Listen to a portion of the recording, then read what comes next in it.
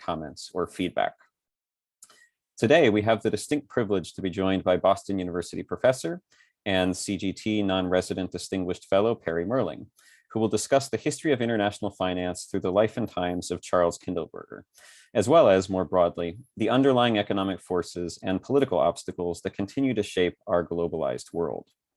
These are the themes explored in Professor Mehrling's new book, Money and Empire, Charles P. Kindleberger and the Dollar System, forthcoming from Cambridge University Press. Serving as moderator will be CGT member and founding member, Katharina Pistor, who is the Edwin B. Parker Professor of Comparative Law at Columbia Law School and director of the Law School's Center on Global Legal Transformation.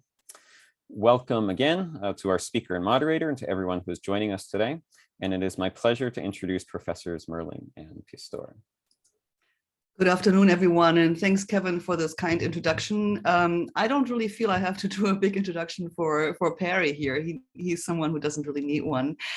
Perry, of course, taught at Columbia University for many, many years, and that's where we got to know each other and also work together to some extent. And I think he's one of the economists I learned most from about the plumbing of our monetary system, so I really appreciate that. Perry is now the Professor of International Political Economy at Pardee School of Global Studies at Boston University, but he's not far away, and I'm really thrilled to see him today here on screen.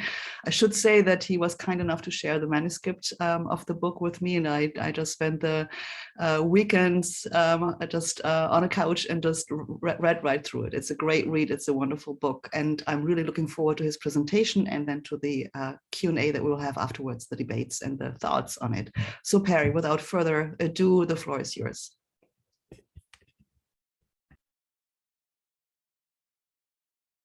You have to unmute yourself. Perry, you need to unmute yourself. You're muted. Okay, how about that? Thank you. Okay, good. The yes, so it is good to be here. It's right. I was actually at Columbia for 30 years, and so I'm starting a new life here. I particularly want to say thank you for having me. I note that Rob Johnson from INET is in the group here, so I also want to say that this book is being published in a special series at Cambridge University Press, which is sponsored by INET, and that INET supported this book from the very beginning with a grant back in 2010, if you can believe it, which tells you how long I've been working on this book. So I'm glad to have it done. It's actually in page proofs. Katharina was reading it in page proofs. So that exists, and I sent them back with all the corrections just yesterday. So my work is done here. Let me just start. So that was the title there, Money and Empire, Charles P. Kindleberger and the Dollar System. By the dollar system, this graphic on the left, I'm showing you from Ito and Macaulay from the BIS, sort of the spread of the dollar system over the world. The top is, the green is all dollars, of course, and that's showing 1968, and the second one down is 1985. That's sort of the period that Kindleberger was talking about, when the dollar system went through some trouble with the breakdown of Bretton Woods and so forth. And if you've heard of Charlie Kindleberger, probably you think of these three books on the right here. These are the books that he's most famous for, his economic history books, The World in Depression, Manias, Panics, and Crashes, and A Financial History. You can see the dates of those.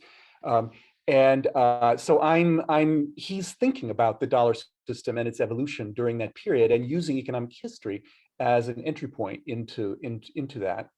But there's more to it than that. This book is actually a biography of Kindleberger. You can see in the left-hand column there, these are the chapters of the book. There are 10 chapters.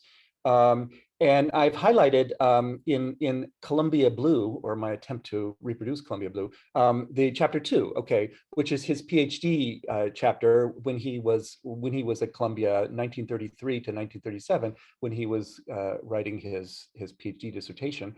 And I've also highlighted in blue down at the bottom there, chapter 8 and 9, World in Depression, Manias, Panics, and Crashes, and the Financial History, those three books, which he basically wrote after his academic career at MIT. And I think they all emerge from the intellectual formation at Columbia. Okay, and that's the argument that I'm going to be making. So that's why I'm making them Columbia blue as well. It's a story of a man, but it's also a story of the evolution of the dollar system, which is the right-hand column there, where you can see that he was born in 1910 and the Fed was born in 1913. Okay, the global dollar system, in a sense, was born at Bretton Woods in 1944. That's when he went into academia. Okay, so the arc of the life and the arc of the global dollar system, it's a biography of the dollar as well as of the man, and you'll see more about that. The two words, now the main title, Money and Empire, this is really about the economics and political science, okay, which are intertwined when you're talking about the global dollar system. And there's just two little quotes there. So from the economics of it, his view, these are from him, the model for the world should be the integrated financial market of a single country. So he's thinking that the global dollar will be similar to the creation of the Fed in 1913, where we unified the United States monetary system, that the project, his life project, was doing sort of the same thing for the globe. In thinking about that, he comes to realize that the political obstacles are quite high to that. So this is what the second quote is about. This is actually from The World in Depression, that the international economic and monetary system needs leadership, a country that's prepared to set standards of conduct, etc. And he thinks, of course, that should be the United States. That's his view. So money and empire, it's a different kind of empire than the British Empire. It's a different kind of money. It's the dollar instead of sterling. So to understand him, you need to understand where he came from, I think. And that's, he came from Columbia, and he came from Columbia at a time when it was the center of American institutionalist economics, a particular kind of economics that has sort of fallen by the wayside in the post-war II period. But this was his intellectual formation. I can talk more about that. My first book was actually about American institutionalism in money, the money interest and the public interest. But here it's international versus the post-war orthodoxy. So he was a man out of time a bit for most of his academic career, but he was not. He was a man in his time in the 1930s when he was the intellectual formation. And I'm showing there just a couple of bullet points, the difference between the standard economics today and then. Darwinian evolutionary conception as opposed to equilibrium is maybe the most important. He did think the economic system is fundamentally international, not thinking about the national economic stabilization problem, and that internationalism really required the centrality of global South development as an engine for global growth was central to his thinking. So as an institutionalist, he's very interested in the institutions of money and finance and what is causing them to change over time. And so war is a very important one. Okay, it was really World War I that solidified the dollar system within the United States, war finance, and war finance globally in World War II that solidified the dollar system globally.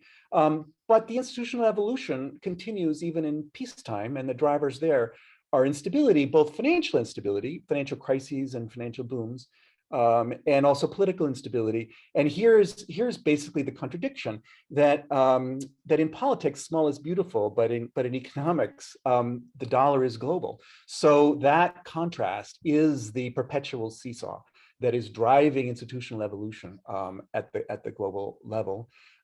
He had a view that instability is stabilizing, meaning that people don't like instability. So if it gets too unstable, there will be a political shift, there will be institutional change to stabilize. But stability is also destabilizing. So you're moving back and forth. That image of the world, okay, will be unfamiliar to modern economists. Okay, that's the point. That to understand Kindleberger, you have to understand where he was coming from. This slide is the one why I got interested in the project. I'm interested in monetary economics more generally, and it seemed to me that Kindleberger knew something that I wanted to know. He thought about the world in a way that I wanted to learn how to think. And I had done a book on money, I'd done a book on finance, and I really felt that I didn't understand international money. And so I wanted to enter this mind. he wrote two books that you might consider to be treatises. They're not really organized as treatises, but I considered them treatises. And so I wanted to interpret them and understand them. And the most important thing to understand about him is that he's taking what is called a key currency approach to the world that comes from John H. Williams. And there's a tendency in economic history of this, but he was pretty much alone in the post-war period in pushing this, at least alone in academia. This is not such an odd view in bank practitioner circles, which is where he came from. We'll see in a moment. This idea is that there's one global money market and capital market. There's a key currency, the United States, which sets the level of money rates, and everyone else sets spreads around that. The key institutional features of that are the balance of payments constraint, which is really like a settlement constraint or a survival constraint. And exchange rates are determined in asset markets by a dealer system, with central bank playing an important role. This is a view of the world, which he called a minority view, which is different from the multilateral myth of Bretton Woods, the notion that sort of there's 150 different countries, everyone has a currency, they're all equal in some sense. This is a sense that there's a hierarchy of monies, and that emerges from practice, not from imposition. It's also different from the standard sort of equilibrium ISLM-BP. Economists here will know that, the Mundell-Fleming sort of world. And I tell the story, Mundell was a student of his, so of the relationship between Kindleberger and that orthodoxy. That would be chapter 7. But the other thing there's a difference in extending the money view to the international monetary system, that politics is much more important. The emergence of financial centers, which is already political inside the United States, that New York became the center of finance in the world, beating out Boston, Philadelphia, so forth. That same dynamic is international, and you see that in the rise and fall and rise of the dollar system. Here, I'm sort of making a riff on Eichengreen's famous book, The Rise and Fall of the Dollar System. I'm saying it rose again, after the fall. The crime of 1971, that's the breakdown of Bretton Woods, or rather Nixon's abdication in 1971, which led, in fact, to the growth of the Eurodollar system offshore, stabilized by Volcker in 79 and by political agreement at the Plaza Accord in 1985. But because of the politics, central bank cooperation is not enough, is the point.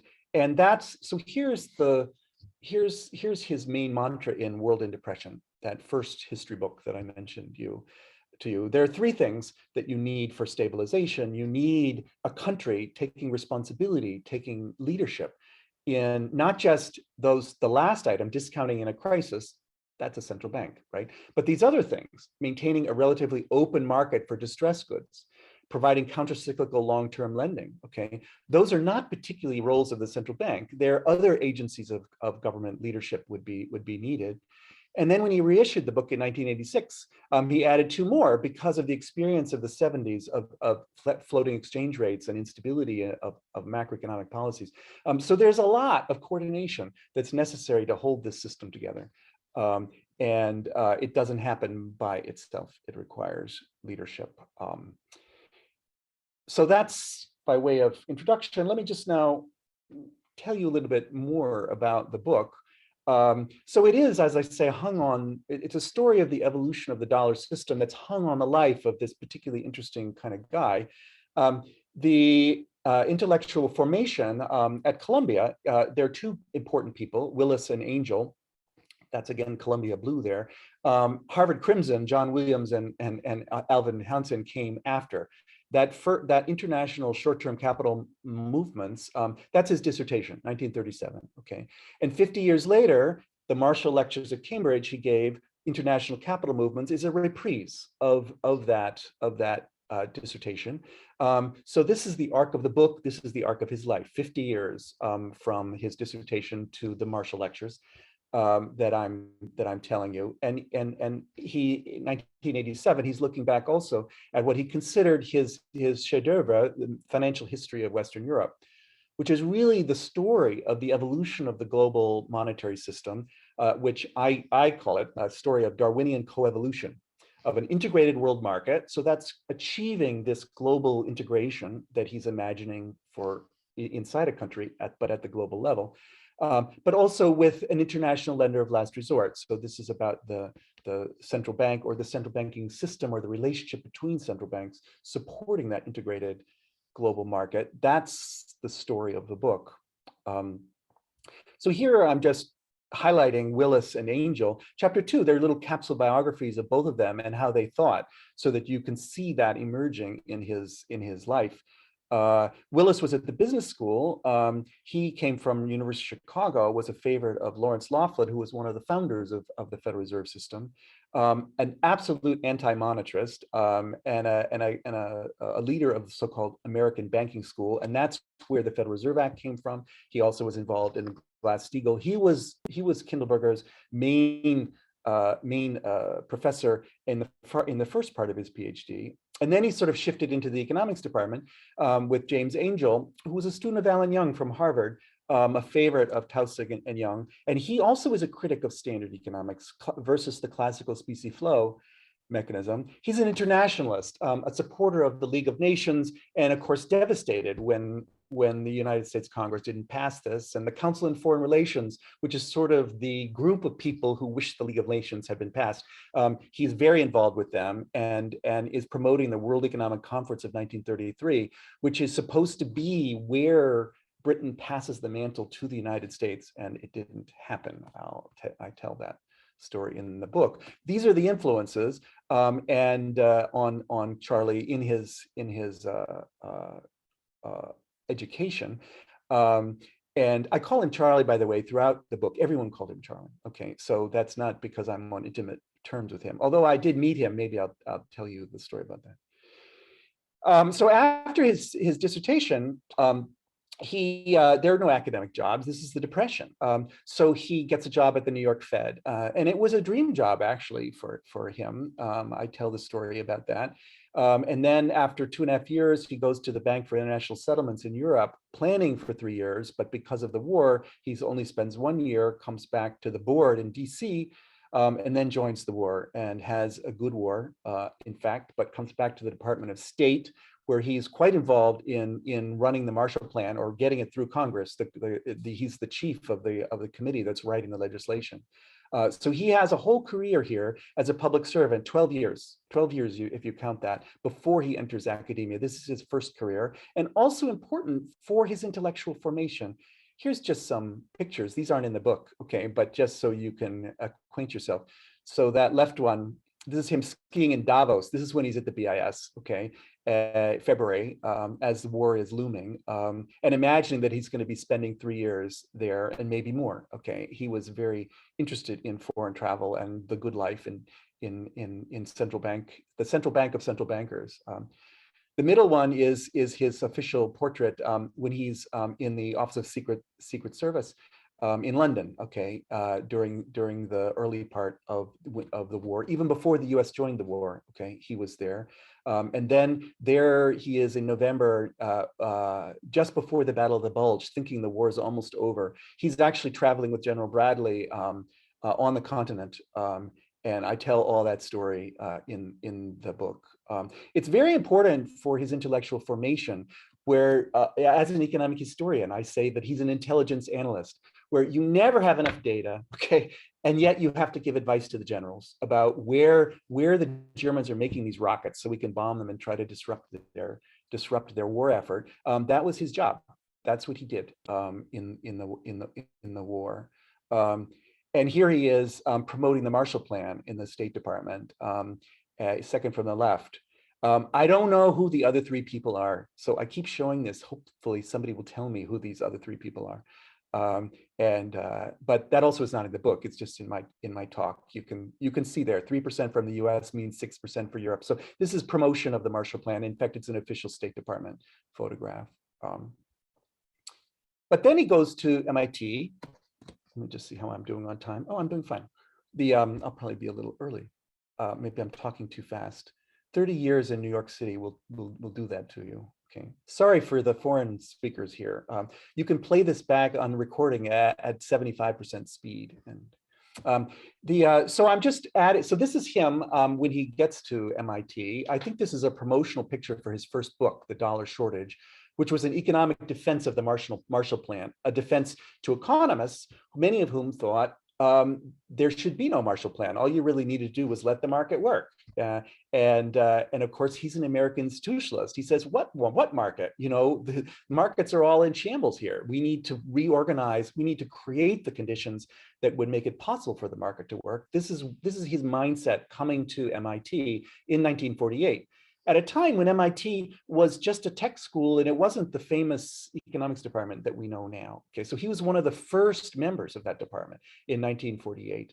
I'm listing here in Columbia Blue various of his students who wound up being at Columbia and my colleagues in the last 30 years, Bob Mundell, Jagdish Bhagwati, Ron Findley, Rick Mishkin, maybe there are others as well. Okay, those just happen to be the ones that I know. So in some sense, the Columbia economics, okay, the Kindleberger genes, you know, got into Columbia University, perhaps reaction formation as well. We can talk about that. But so anyway, so he's coming to MIT and thinking that he's going to continue the kind of work that he did in government, okay, but now in academia, okay. And it didn't work because he lost his security clearance. And he lost it in 1951. And so that's why he took up textbook writing, because he couldn't work for the government in any capacity.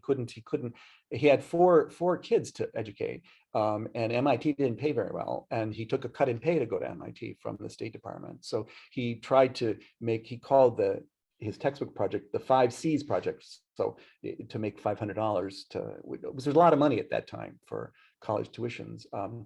And he also turned to economic history, I think, at that time as a source of raw intelligence, since he couldn't get inside government to get you know, data and so forth.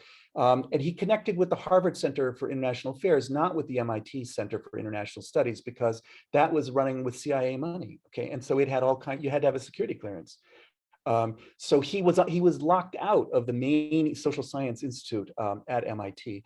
And so he embraced economic history as a possible way forward. This book, Economic Growth in France and Britain, is sort of his first economic history work. I'm showing you the cover page of his FBI file here.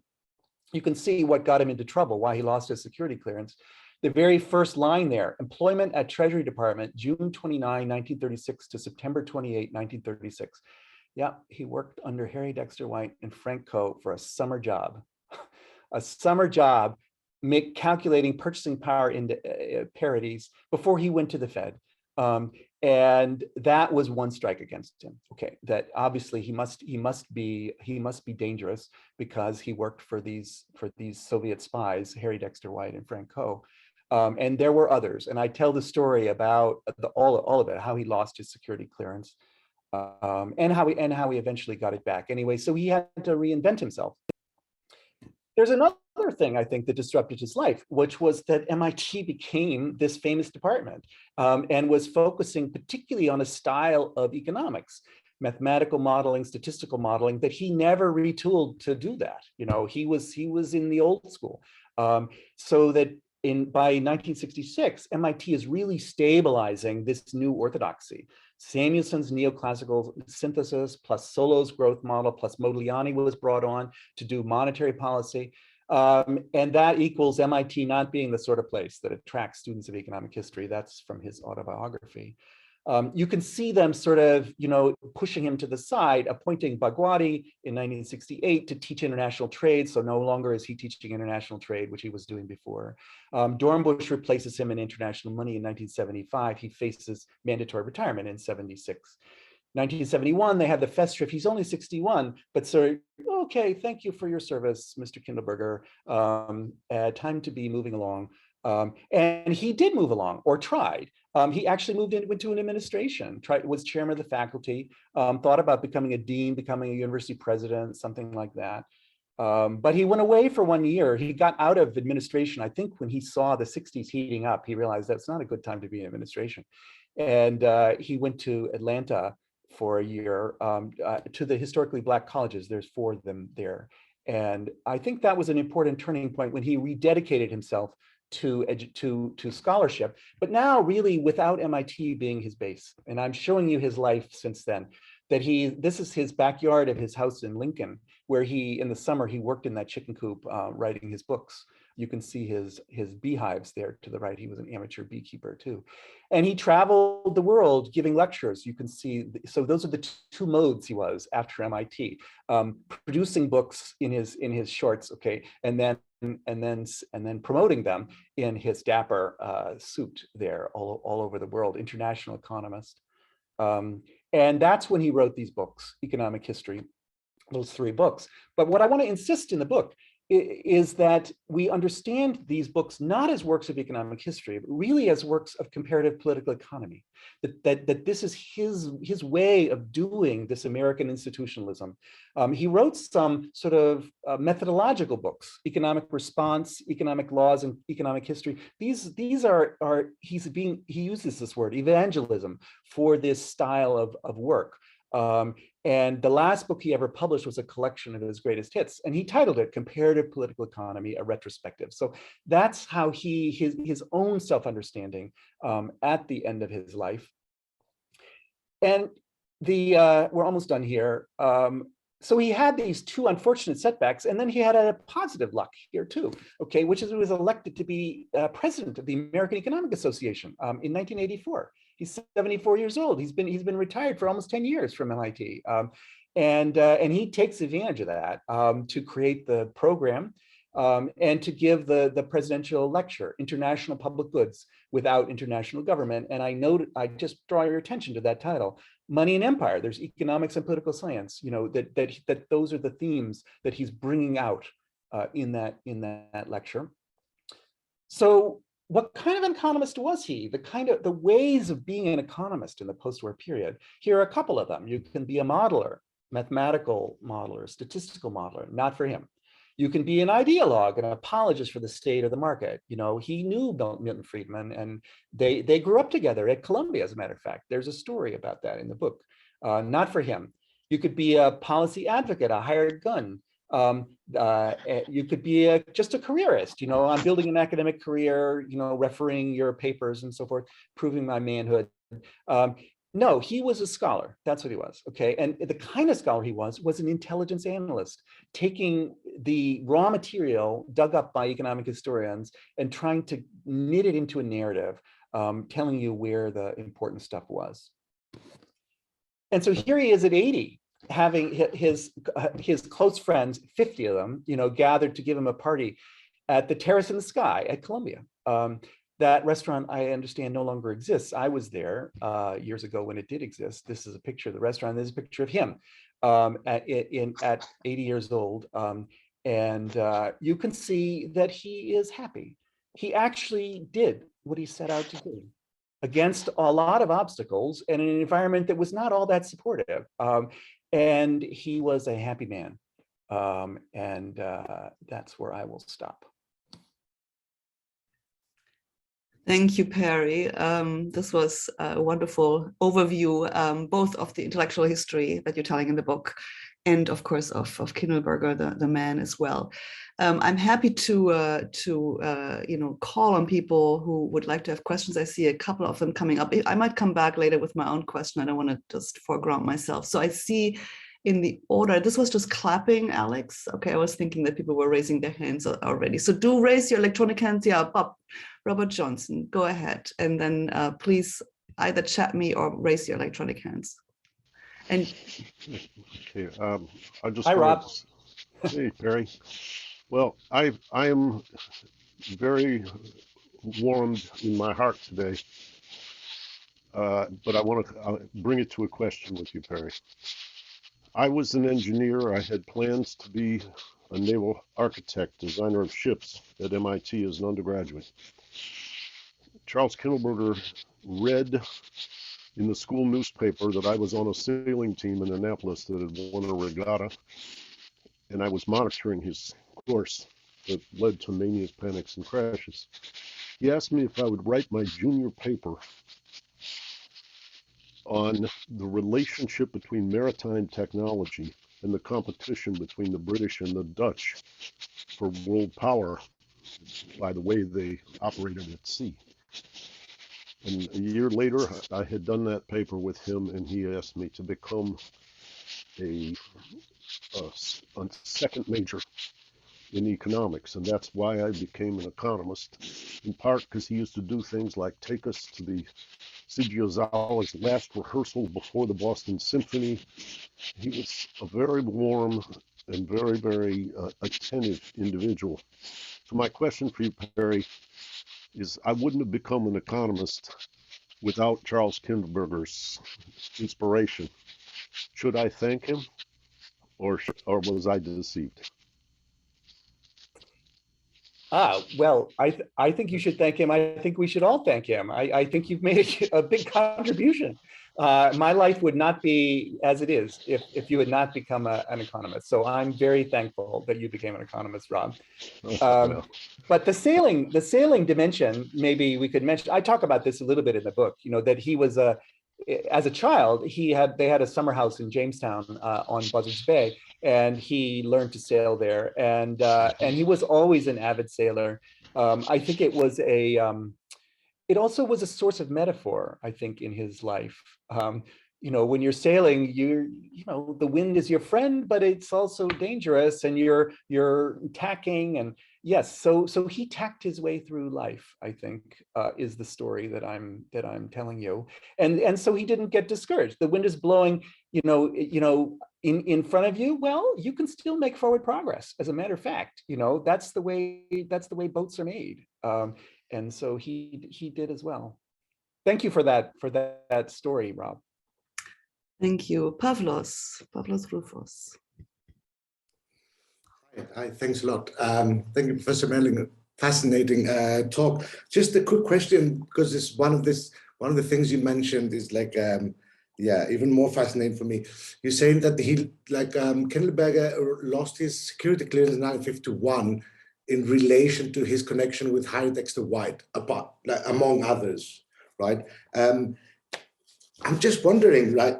Because Dexter White was not formally investigated until 1946, if I'm not wrong. I think I'm not wrong about this.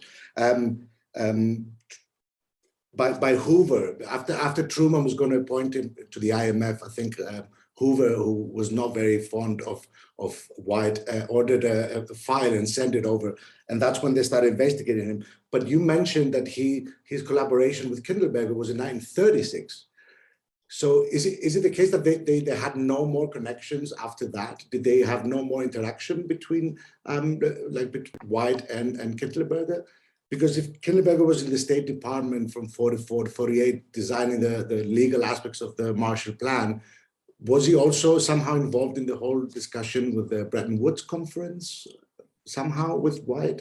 Is there any connection like that, or is it just I'm making it up? Well, of course, he really didn't like Harry Dexter White. Okay, he thought he was really not a pleasant person. So it was they didn't really have connections. He would see him from time to time because they were in the same circles in the State Department and so forth. But I should say that when Charlie was writing his first book, The Dollar Shortage, that was supported by a grant from the Marshall Plan, and he was cleared. The same security, that security file that I was showing you, was the cover page for the security clearance in 1948. Okay, and so all those charges were there on the cover page from 1948, but he was cleared because the security officer at the Marshall Plan said, "Oh, that's nothing. Don't worry about that," and they cleared him anyway. Okay, but when he applied in 1951, there was a different security officer. It was through a different agency, and I think maybe he was even tricked into doing this. Okay, and then they turned him down. Okay, so they knew what would come back. So it was 1936. 1948, remember, 1948, the actual House On-American Activities Committee was in full flow, you know, that Harry Dexter White had just testified the previous August, you know, and then he had gone home and died, maybe committed suicide, nobody knows. But so this was full flight in 1948, you know, and yet Charlie was cleared. That's why he thought he would be cleared in 1951. You know, he was planning because he thought, I've been through this before. but it didn't work. It didn't work. And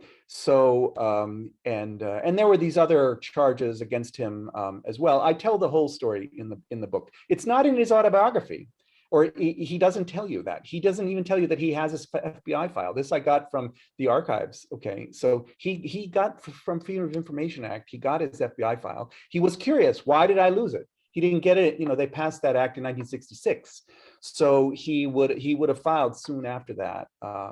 And initially they sent him garbage and he had to go back and get another, you know, but anyway, he did find it all out and he put it in the archive so I could read it and put it in the book. There were other interactions with White. White actually was the referee for his first published paper in the JPE. If the FBI had known that, that could even look more like a conspiracy, you know, but they never found that out. You know, I found that out. I don't think I even mentioned that in the book, but it is, yeah, I have the referee report that Harry Dexter White wrote on Charlie's first paper. Yeah. So I have a question in the chat from Alfredo Hernandez. I'm not sure whether you want to unmute yourself and ask yourself, otherwise I'll just read it. Don't see any reaction on the screen. So he asked, thank you. Oh, here we go. Go ahead. Thank you for a wonderful presentation. Can you hear me? Yes, a little shaky, but go ahead. Okay, great. So the question is basically if you know how Kindleberger came across Hyman Minsky's work, because this is, I mean, from what I know, it wasn't very popular at the time, not that popular until years after. So I was wondering if you could tell us a little bit more about how this happened. Yes, there's a lot of that in the book. But it's at the end. I'm going to show you a picture here. This one, okay. If you look at that picture, let me let's see here. Oh well, let's cycle through. You look at that picture in the background, you will see. You see that over his left shoulder there? Okay. Can it happen again? It's a little blurry, okay, but that's Minsky's book, okay. This is his presidential photograph for American Economic Association, official photograph. So he's obviously staging this so that Minsky's book is over his left shoulder there, that the people in the know can appreciate that. I think he didn't know anything about Minsky until he started writing Manias, Panics, and Crashes. And a friend told him about Minsky, said, oh, you should find out about this guy. And so they then did connect. And they were basically fellow travelers. And I think they are, for a similar reason, I think that Minsky too is a kind of pre-war intellectual formation. His teachers come from that world as well. They're really in different PhD generations because Charlie got his PhD before World War II, and Minsky's graduate education was disturbed by World War II, so he got it after World War II. So they were fellow travelers, and he does talk in Manias, Panics, and Crashes a lot about that he's using this theory. But if you read it, it's not exactly what Minsky says. It's certainly international. Minsky is very much a closed economy, and it's all about business credit, not about credit in general. It's about the interaction between investment fluctuations and profit fluctuations. Whereas Kindleberger's is really much more about speculative asset bubbles and so forth. I go through this in the book, and I tell that story. He's a big supporter of Minsky, and he could do, because he's at MIT, so he has imprimatur, and he was a co-editor for a conference on Minsky's theory, as a matter of fact, and trying to promote Minsky a little bit in 1981 or 83 or something like that. So they did know each other late in life, but Minsky, I think, did not play much of a role, if any, in the formation of Kindleberger's own ideas. He sees Minsky as sort of a modern representative of an ancient tradition, okay, in economic theory that has unfortunately fallen by the wayside, okay? And that ancient tradition is the tradition that his teachers were a part of, okay? If you look at World in Depression, it doesn't mention Minsky at all, okay? But it mentions all the people that he studied with at Columbia, okay? And so he's trying to argue in that book, they were basically right about the Great Depression. What they thought contemporaneously is actually correct. Okay, as opposed to this rather stupid conversation between the Keynesians and the monetarists after World War II. Okay, that's what that book is about, is saying we need that older economics to be brought back in. And Minsky, my friend, is the modern representative, and he uses math, by the way. And so let me use him as an ally. I think that's the Minsky story. Thank you. Oscar Tofferson, great to see you. You're on. Yeah. Thank you very much, and looking forward to read the book. I'm kind of curious, Perry, now at the end, he was happy. So was it because of the Mania, Panics and Crisis becoming like a bestseller, or because he saw his minority view theory becoming the real lens to see what's happening in the world? And the background story to this is linking it to Minsky, because Minsky worked in the banks, but you split it up in two careers of Kindleberger. So did he have informants, like spies, to provide him with information from within the government or the banks, or did he only use official data like you can see from the financial history of Western Europe or something like that? You know, so if you could comment on. Well, those are sort of two questions. I think he was happy, and if you look at my slide about the end of his life, okay, I used the word love after economic history. He used that word himself, okay, in the talk that he was doing what he loved, okay? He really loved the work he was doing, and that's why he was happy. Finally, he was able to do the work that he had really set out to do when 50 years before. That's a sense of fulfillment in life. And he's learning about the world, he's understanding about the world. I think he got enormous pleasure out of that. He felt a responsibility as a WASP to fight the battles and to try to explain to people why they're wrong and what would be right. He failed more or less at that. And that was disappointing to him, but he was very happy to retire and no longer have a responsibility for that anymore, and to be able to actually just be a scholar. And so that's why he's happy. He's happy also because he's with all of his friends. He had a lot of friends, okay? He was a very social person. Rob was telling some of that. And all those friends are around him and they all loved him. So that's a good reason to be happy in life, okay? Even if academia thinks you're kind of a joke. I mean, a lot of the MIT graduate students just thought he was not even an economist, you know? And it was crazy that he should be in this wonderful economics department. He should really resign as soon as possible and make way for a real economist. But he was happy, and he definitely thought he was an economist. You know, he thought he was doing great work. And so he was pleased with his life. In terms of sources, I don't think he didn't have any spies, but he knew everybody. Okay, you know, they were war buddies. Many of them were in the OSS, you know, in the trenches in London, of all political persuasions, by the way. You know, Paul Sweezy was there with him in the OSS, you know, as well as Walt Rostow. You know, so that's a little spectrum there. Okay, and these are all friends. These are all friends, okay, and lifelong friends. So he had sources of information, also central banking world, sources of information inside the BIS, most definitely, and inside the New York Fed. People like Stephen V.O. Clark, you know, and what's his name, Coombs, yeah, Arthur Coombs from Arena of Finance.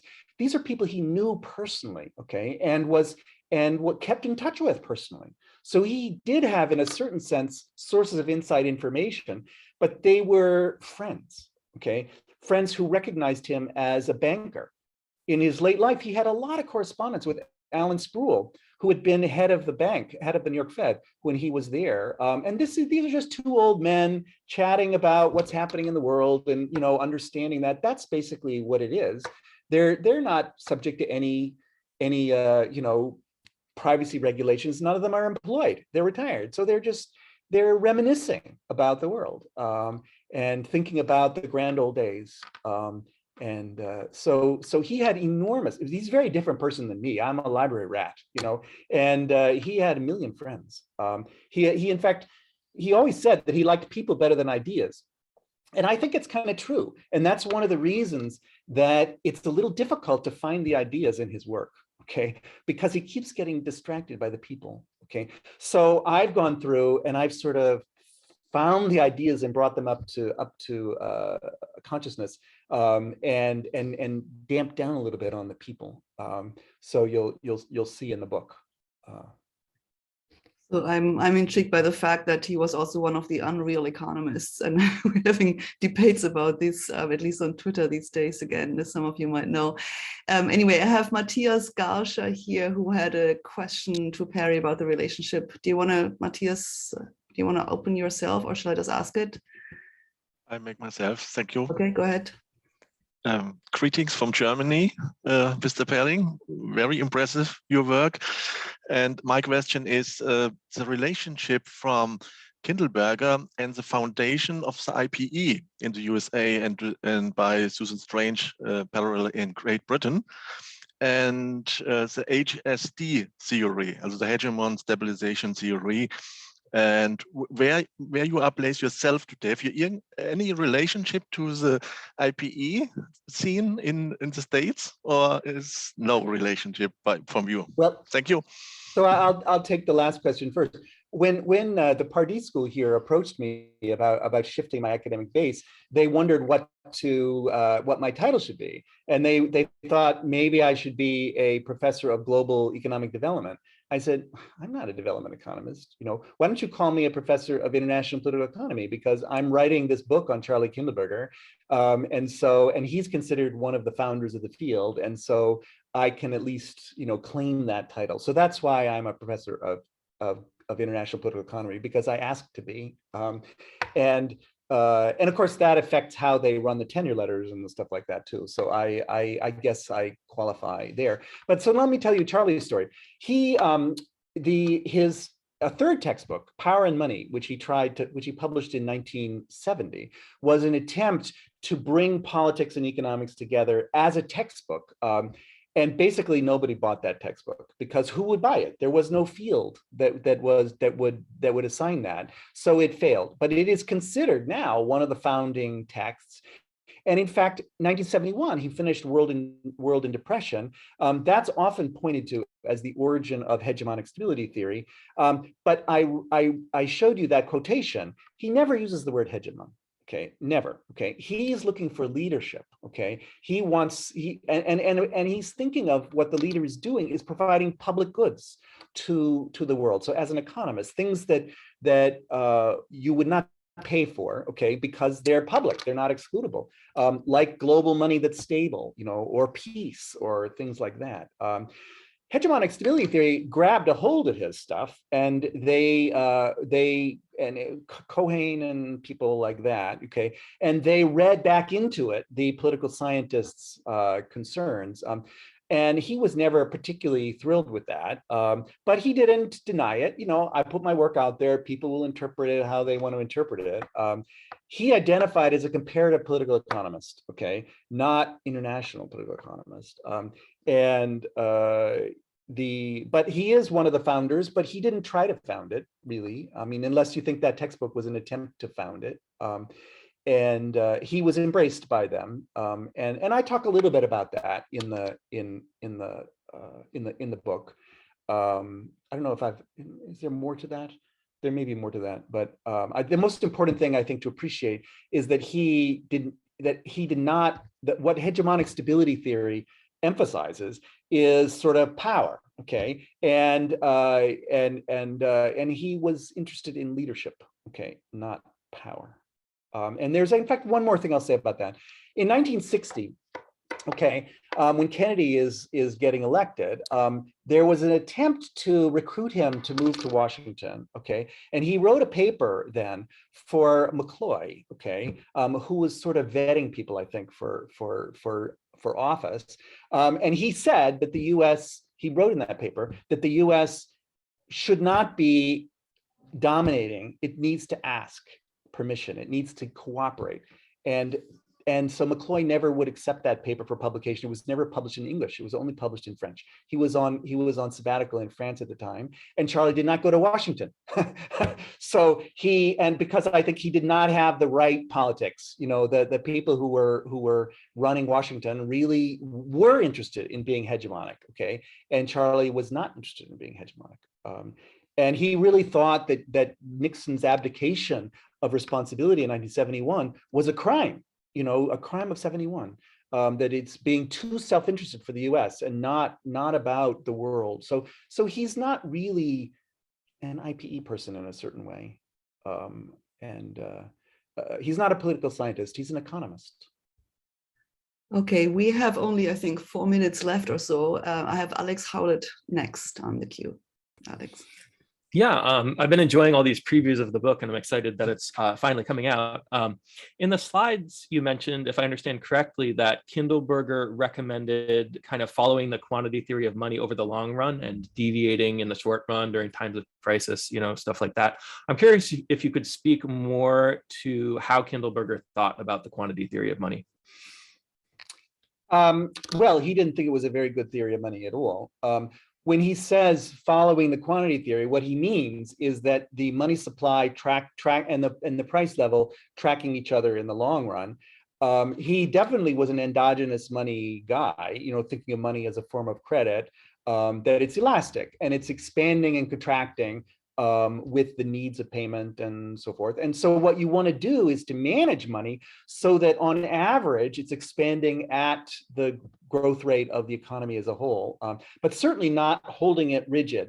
He was not at all an advocate of a 3% rule or anything like that. He's an anti-monetarist, okay? He rejected Willis, okay, his teacher, because the real bills doctrine got a really bad rap, okay, for being laissez-faire mostly, and that you didn't need to manage money, okay? He was very much of the British banking school, that you do need to manage money, okay? But money is credit. Managing money means managing the flow of credit. And that's what that's about. And during stable times, you're trying to sort of track, you know, but in crisis times, you know, it's lender of last resort, putting the economy on the balance sheet of the Fed as much as is needed in order to put a floor under the problem. That's the story. So we're really almost out of time, but there's one question in the chat that I think you should answer to everybody is where and when will the book come out?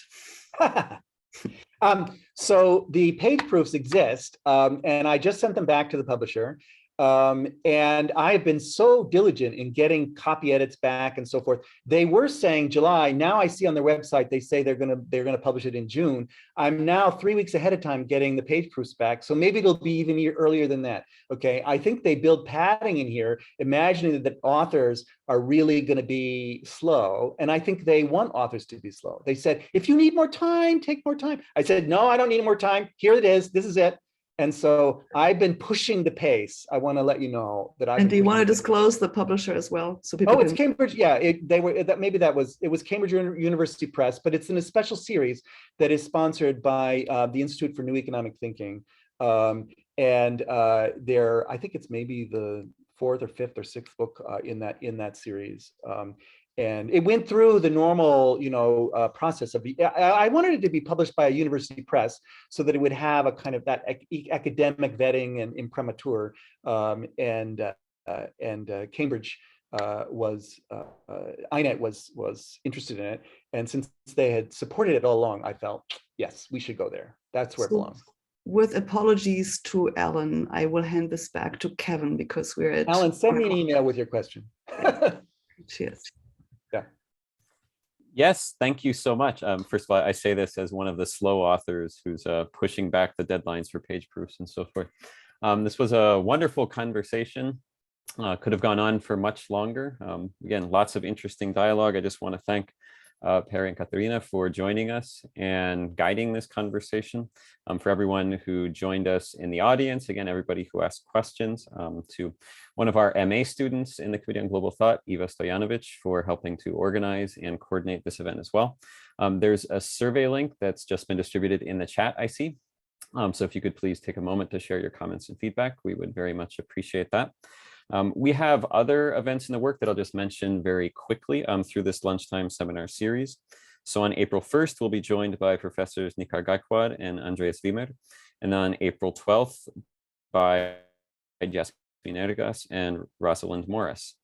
We have other events coming up as well. So if you're not already subscribed to our email list through the Committee on Global Thought, it's cgt.columbia.edu. And if there are any faculty who would like to join us in presenting their research in the future, we would be very interested in hearing from them as well.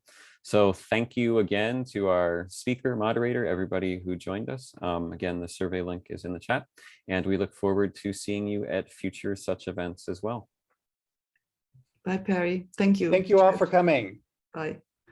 Thank you. And we look forward to seeing the book.